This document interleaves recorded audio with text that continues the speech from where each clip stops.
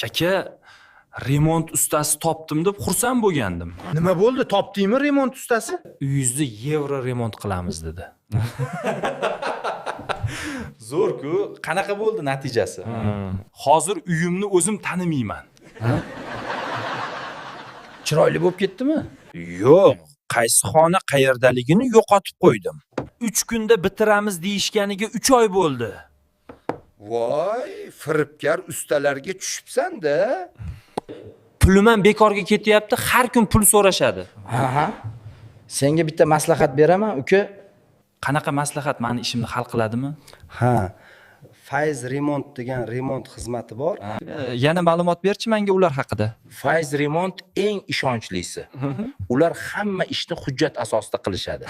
Ular bilan qanday bog'lanaman? Menga ular kerak. Ha, tepada raqamlarini qoldirdik, telefon qilasan, ishing hal bo'ladi.